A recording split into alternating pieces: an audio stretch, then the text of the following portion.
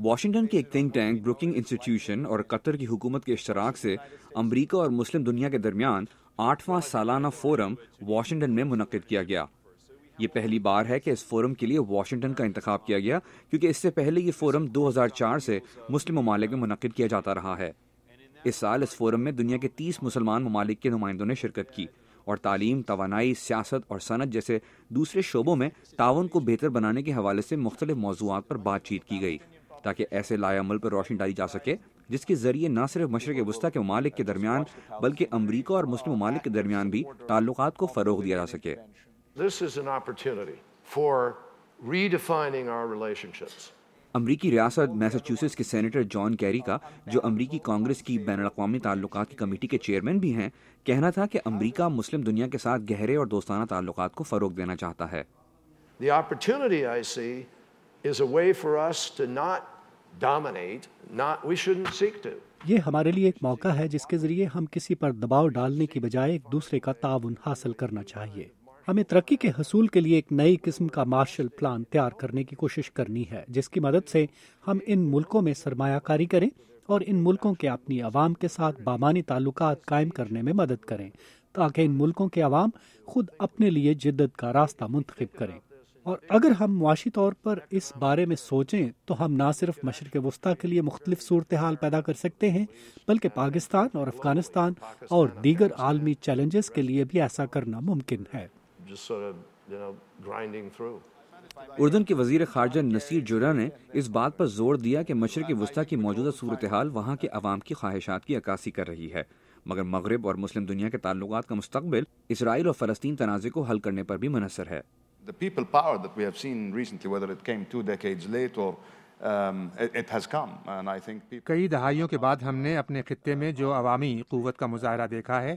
وہ سب کے سامنے ہے۔ میرے خیال میں ہمارے عوام جائز طور پر اپنی آواز سنانا چاہتے ہیں، اپنے معاملات میں حصہ چاہتے ہیں، وہ شفافیت، جواب دہی، انصاف، عزت اور آزادی اظہار کا حق چاہتے ہیں۔ لیکن یہ عوامی قوت جس کا مظاہرہ مصر، تیونس، یمن، اردن اور لیبیا میں دیکھنے میں آیا ہے، یہی عوامی قوت باریکیوں میں جائے بغیر اسی انصاف کا مطالبہ فلسطینیوں کے لیے بھی کرے گی۔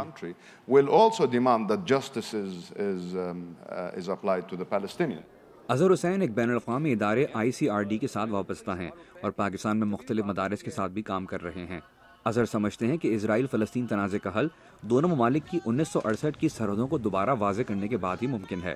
جب بارڈر دونوں طرف سے ڈیفائن ہو جائیں گے، اسرائیل کہے گا کہ بھائی یہ میرے بارڈرز ہیں، اس سے زیادہ آگے میں نہیں بڑھوں گا اور اس سے زیادہ آگے آپ نہیں بڑھیں گے۔ جب یہ کنسنسس کریٹ ہو جائے گا اور اس کے اندر انٹرنیشنل فورسز، یہ میرے خیال میں بہت زیادہ امپورٹنٹ پوائنٹ ہے کہ انٹرنیشنل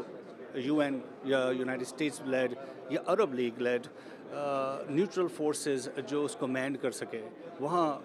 روبست طریقے سے امپلیمنٹ ہو جائیں گی، اونلی دین میرے خیال میں کوئی آگے چل کے کوئی عمل ہو سکتا ہے۔ مسلم دنیا سے تعاون بڑھانے کے لیے اوباما انتظامیہ کی خصوصی نمائندہ فرح پنڈت کا کہنا تھا کہ دنیا میں ساتھ رہنے اور کام کرنے کے لیے ہمیں ایک دوسرے سے باضابطہ بات چیت کرنے کی ضرورت ہے، چاہے وہ مکالمہ کسی بھی شعبے کے حوالے سے ہی کیوں نہ ہو۔ جب آپ دنیا کے 1.5 ارب مسلمانوں کی بات کرتے ہیں تو یہ دراصل 1/4 انسانیت کا ذکر ہے، اور کچھ ایسی باتیں ہیں جو ہم مل کر طے کر سکتے ہیں۔ ہمیں آپس میں ایک دوسرے کے ساتھ بات کرنے کی ضرورت ہے، تعلیم، سائنس، ٹیکنالوجی، ملازمت کے مواقع اور صحت۔ ایک انسانی نقطہ نظر سے یہ ایسے مسائل ہیں جن پر ہمیں ساتھ کام کرنے کی ضرورت ہے۔ اگر آپس میں بات چیت کے دروازے کھلے نہ ہوں تو ہمارے پاس اپنے مسائل کے حل کے لیے مواقع نہیں ہوں گے، اور نہ ہی ہم معاشرے کی بہتری کے لیے کچھ کر سکتے ہیں۔ لہٰذا اس انتظامیہ کے لیے آپس میں بات چیت کرتے رہنا ایک اولین ترجیح ہے، اور اس کا مقصد انسانیت کی بھلائی ہے۔ حسام بہگات کا تعلق نوجوانوں کی مصری فلاحی تنظیم EIPR سے ہے، جس نے مصر میں آنے والے حالیہ انقلاب میں ایک اہم کردار ادا کیا تھا۔ حسام کا کہنا ہے کہ مصر اور سارے مشرق وسطیٰ کی نوجوان نسل اس وقت اپنے حقوق کے لیے جدوجہد کر رہی ہے،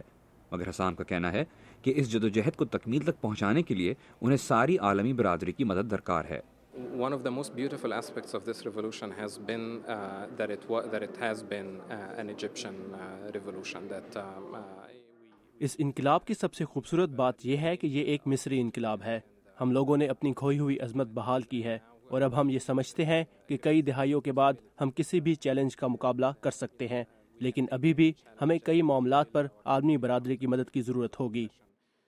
Of course, the role of the international community is still needed in many aspects also. ICRD کے اظہر حسین کا یہ بھی کہنا تھا کہ اس فورم کے دوران کچھ ایسے حساس موضوعات پر بھی روشنی ڈالی گئی جو عموماً انہیں سننے کو نہیں ملتے. کچھ چیلنجنگ ٹاپکس سامنے آئے مڈل ایسٹ کے بارے میں جو کہ بہت سارے لوگ اوائڈ کرتے ہیں, لیکن ایک چیز بہت زیادہ کلیئر تھی کہ جورڈینین اینڈ آلسو جو ٹرکش یہاں پر آفیشلز تھے انہوں نے بہت کھل کے بات کی, اور آج میں نے کافی سنا کہ ہمارا جو سیکریٹیرین پرابلمز ہیں اس کو بھی ایڈریس کرنا بہت ضروری ہے. اور ٹرکی اور جارڈن اور ایجپٹ, جب میں یہ سنتا ہوں ان لوگوں سے تو مجھے لگتا ہے کہ یہ واقعی میں اب سیریسلی کچھ انٹرنل ریفارم بھی لانے کی کوشش کر رہے ہیں, جس میں کہ ہم لوگ ایک طریقے سے کنسنسس کریٹ کریں ایک دوسرے کے ساتھ.